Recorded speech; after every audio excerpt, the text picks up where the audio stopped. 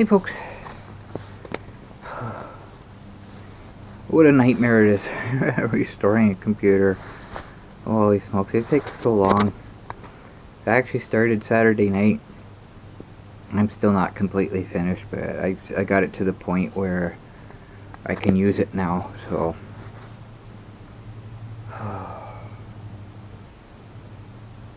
so I have a tendency to forget to save things. First thing I did was I started saving the settings of different programs that actually have that feature. You can export the settings, and then when I put the program in again, I can re-import them. But not all programs do that, and I have a tendency to forget. Anything that I can, I generally take a screenshot of it, of the settings, and it's kind of use that when I'm setting things up again. But there's so much involved in it, and the restore itself takes a couple hours just to do that, and then one by one start putting my programs back in. A video editor? That's a nightmare all on its own. The problem is with all my updates and everything, I don't have the current file, so I have to install the original file, and then it updates, and then it finds a newer version, updates to the newer version. And I think I've explained before, the problem with doing that is it uninstalls the previous version, then reinstalls the new version, and uninstalling the old version takes just as long as installing the new one.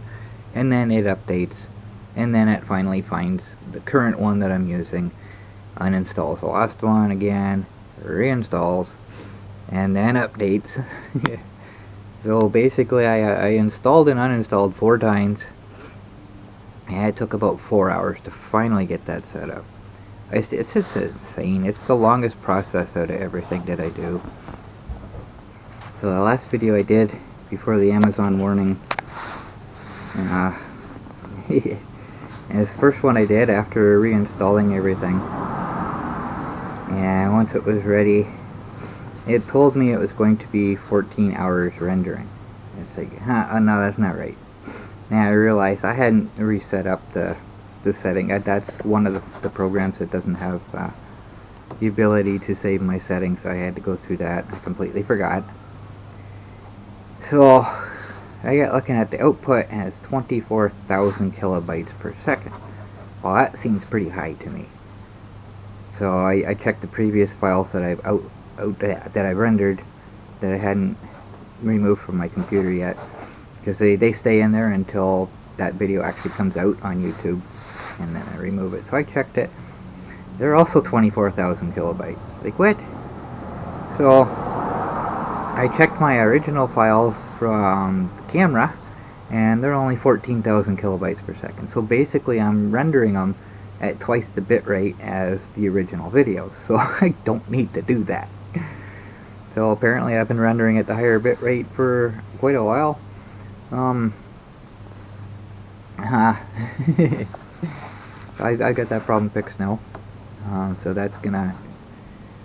that's probably one of the reasons why my rendering time is so high. So doubling the bit rate is kind of excessive. There's really no point, especially just for YouTube. There's no point in doing that. So I set it to 14,000 and tried again, and it still said 14 hours. See, quit. So then I realized my computer is still indexing.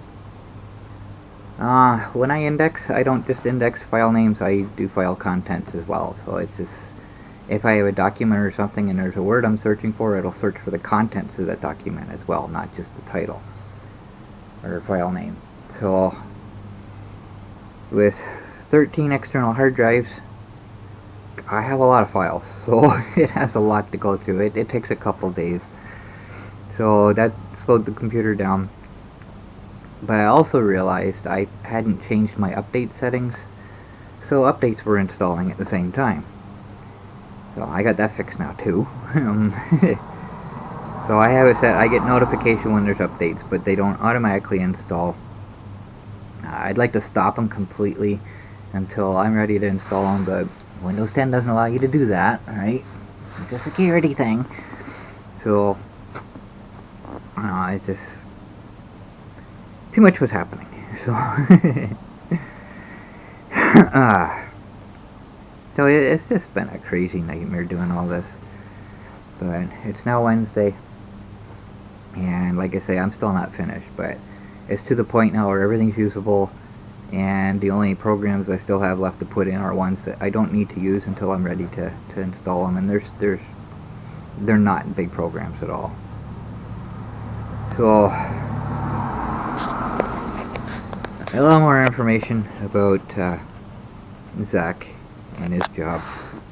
Apparently there were 2 people that tested positive. One was on the night shift that I talked about, and the other one was a truck driver. So, without going into detail, neither of the 2 happened at work. They were exposed elsewhere. So currently, like I said, the night shift, the one guy was on the night shift, so the night shift's been shut down for 2 weeks. And because one was a truck driver, they no longer have truck drivers, and I believe he said the yard manager is also off. So, yeah, after the 2 weeks, Zach had his second test yesterday. Both tests now have been negative. But like I say, he can't go back to work until the shift starts up again. So it's going to be interesting when he gets back, because they were already on mandatory overtime. So there's so much work that's going to have to be done when they get back. So he's looking at a lot of work, overtime work, which he's kind of looking forward to. But here's the scary part. They were shut down. Government requirement: if somebody at work tests positive, whether it happened there or not, they have to shut down. That's government mandate. Somebody on another shift, all shifts had to be tested. Somebody on another shift didn't want to be tested, so he quit. I don't want to be tested. There's several reasons for it. One, I don't want that swab shoved up my nose into my brain, for one thing. It's a comfort thing. And 2, I really don't trust them. There's a lot of false positives as well as false negatives. I'm not going either way on that. They're not reliable. And they were never reliable because of it being an urgent thing, bringing it out quickly. They were never verified to being accurate. So, and there have been many cases of false positives as well as false negatives. So I don't trust them. And 3rd, with the PCR test, if they go deep enough with it, they can find it in anybody, whether you've been exposed or not, because it doesn't look for this specific illness. It looks to see if you've ever had any of them, right? As long as it's a virus, it'll find it. So I just don't trust them. So would I quit my job over it? No, I don't think I would do that, especially when it's not even the employer that's making them do it. It's the government. So that's just kind of crazy, but it's a personal choice. So here, I kind of got off track there. So here's the scary part. Somebody tested positive, never got it from work, and they had to shut down for 2 weeks. So I asked Zach if he was getting paid for his time off. He's not, but he is getting reimbursed $450 a week. I can't remember what he said it was called. It's 3 letters. It's not UBI. I don't remember what it was, but he will get paid for the time off, sort of, somewhat. But when he goes back to work, what happens if 2 days later somebody else tests positive, right? They gotta shut down for another, it can go on forever. That's kind of scary. It's got nothing to do with the job itself or the people at work. It's just somebody is exposed somewhere else, and the business is gonna suffer. It's crazy the way they do it. But I think as long as everybody tests negative, they should be allowed to go back. Because like I say, Zach's had a second test now. Both are negative. He wants to go back to work. There's no reason for him to be off work. It's nuts. It's just crazy. So,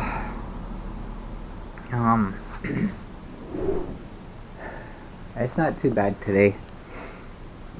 I missed yesterday. Yesterday was 23. It was I wanted to go out, but Zach needed me to go somewhere, and it was somewhere out of town, so I didn't have the scooter. So at least I was out enjoying it, and I got to have some fun, enjoy the day, and well, drove through a thunderstorm. I don't know if we got any rain here. It according to the radar, it looked like it passed just a hair to the north of us here, and just passed by the south where I was at the time. So it kind of went in between us, but I did get to drive through some rain afterward. So I didn't get to enjoy the day on the scooter, which would have been preferable for sure, but it happened. So it's Wednesday now.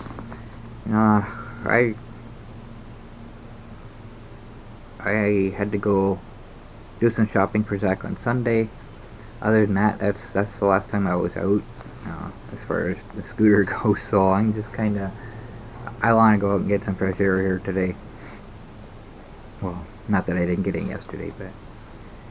And there's something else I want to talk about, and that will be my first stop, and I'll talk about that when I get there.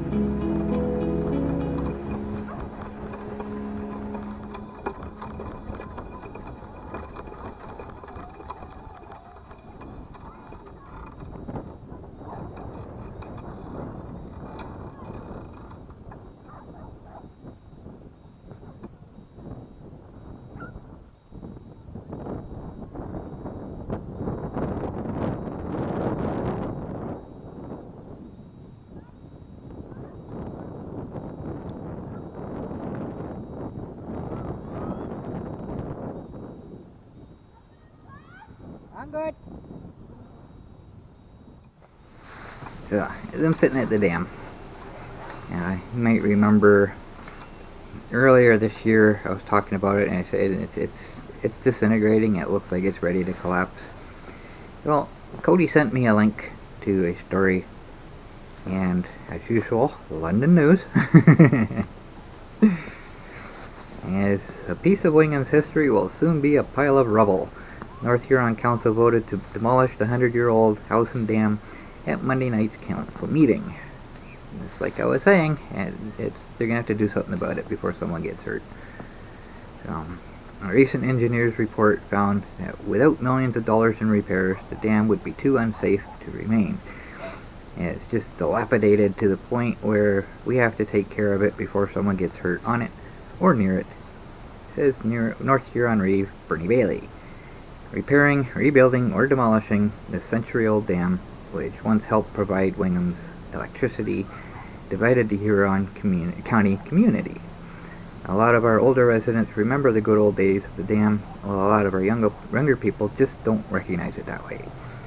At the end of the day, this decision had to be made, says Bailey. Bailey also says demolition tenders will go out shortly, although he doesn't expect the dam to be demolished, at least until next year. The main part of the dam still in place today was built in 1921. The estimated cost to repair the dam to make it safe was between $2 to $4 million. So I'm really not surprised.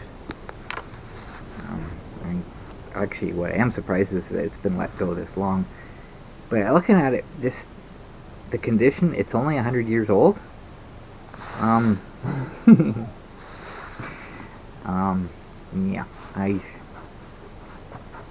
I'm not an engineer, but I've seen older bridges and stuff that look better condition than that. So it says the main part of the dam. So I'm wondering if that's the part with the 3 openings at the far end. I wonder if that's only 100 years old, because only 100 years old, it shouldn't be that decrepit. So I'm thinking maybe the part that's crumbling is actually older. I'm not sure.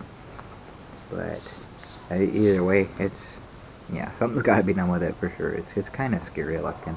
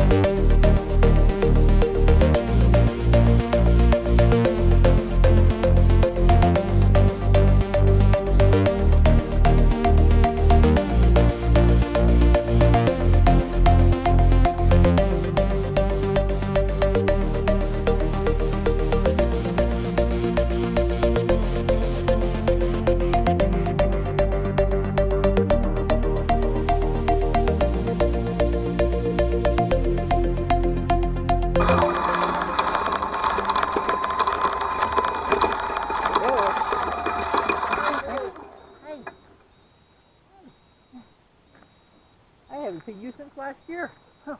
I think you're scared.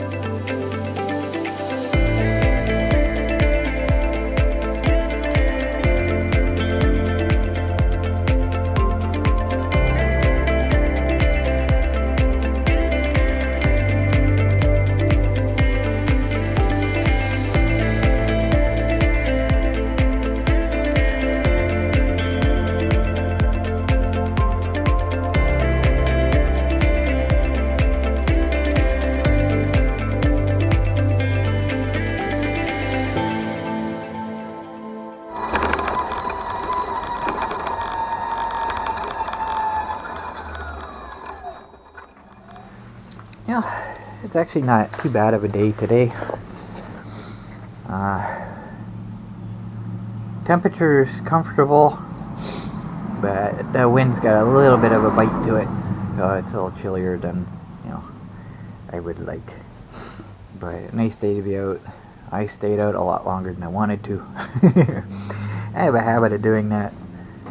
Don't plan to be out long, but just don't feel like coming home. So I never even stopped anywhere. I was going to stop at the post office, but by the time I actually went by there, it was after 5. So, one thing I forgot to mention, I got down to the dam and went out onto the riverbed there. Yeah, it looked dry enough until I get out there and there's a bunch of kids playing on the dam from the other side. And one of them yells over to me, "You alright?" "Yeah, I'm good." Thinking I was stuck or something. No, I had no issues down there. So, I think there was something else I was going to say, I don't remember. Right. It got me some fresh air. So I'm going to leave you with a thought. Something I've thought about before, but I've never really voiced it.